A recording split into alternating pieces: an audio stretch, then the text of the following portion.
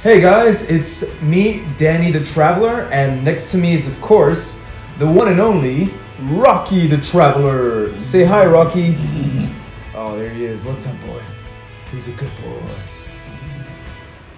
Alright, guys, welcome to the Rocky Road Show.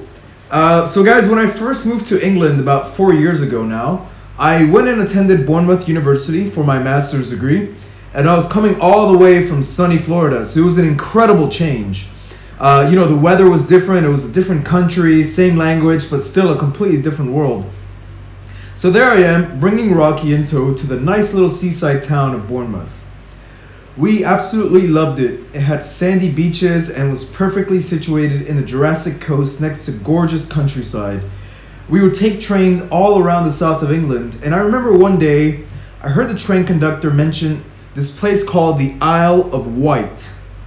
Of course, I would eventually find out the train takes you to a station that then takes you to a ferry port that then, of course, takes you to the Isle of Wight.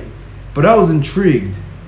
Then the more people I met in England, the more I heard about this famous Isle of Wight. And, I heard about the Isle of Wight Festival, which is a huge festival, of course. Music, arts, camping, all that stuff. And then I found out that the island itself was only about a 30-minute ferry ride from the south coast, which is where we were at the time. As time went on, I only heard great things about the Isle of Wight, and I always heard about how pet-friendly it was. So flash forward to this year where me and Rocky finally made our way to the Isle of Wight. We weren't living in Bournemouth anymore. Instead, our new home was in Brighton. So we drove with our good friend Sophie to Portsmouth, another seaside town, and the adventure was on. So the ferry was very quick, man. It was 30 minutes.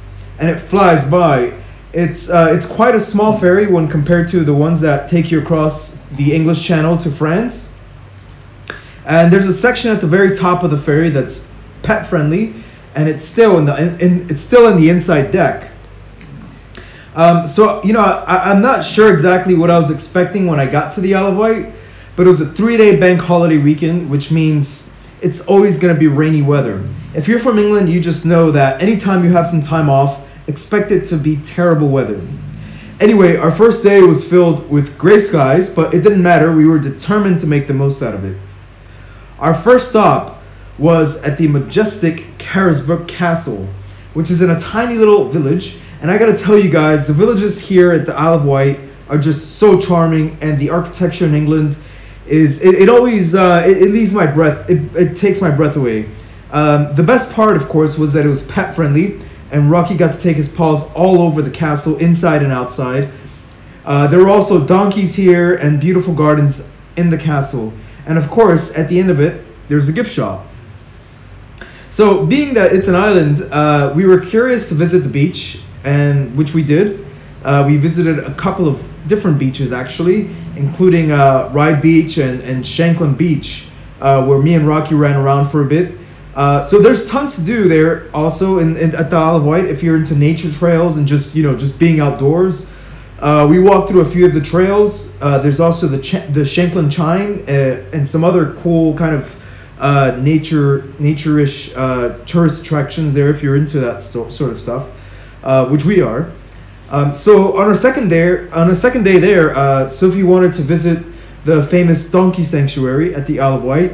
And so when we went there, I didn't bring Rocky to the donkey sanctuary because he could get a little bit too excited around other big animals, and he would just be frustrated that he couldn't be able to chase them or play around with them. So we left poor little Rocky to be accompanied by his pet pig, Bullwinkle, whom he really loves.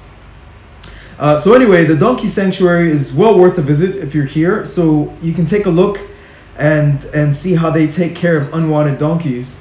There was a donkey who I found there actually who looked very much like Rocky if Rocky was a donkey instead of a bull terrier.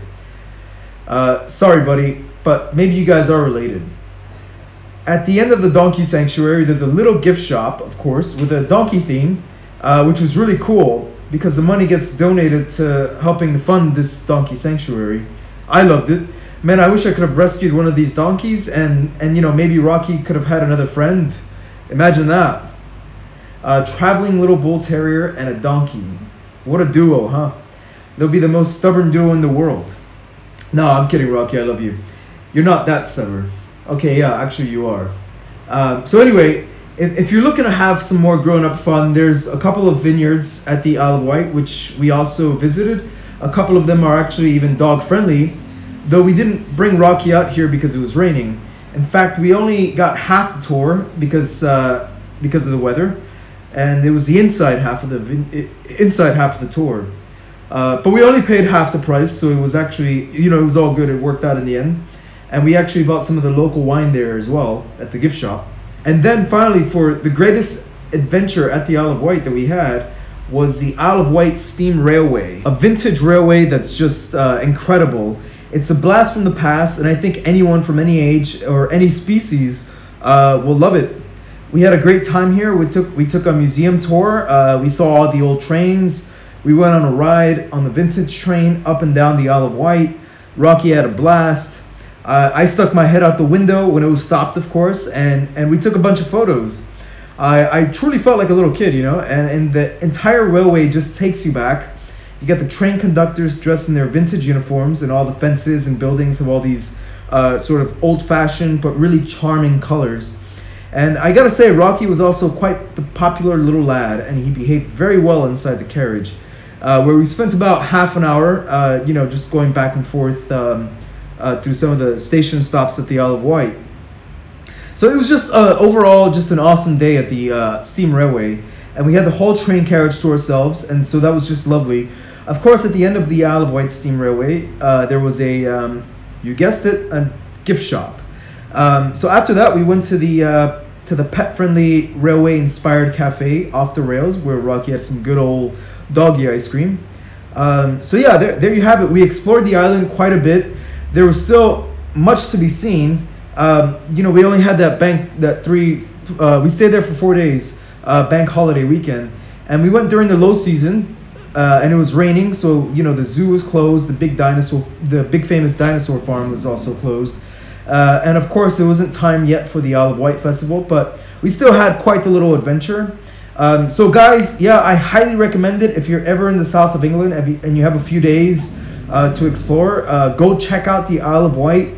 We did it in just 4 days, and even if you happen to go during a rainy spell like we did, I think you'll still have a great time. And the best part is, of course, that your dog gets to go on most of the adventures with you.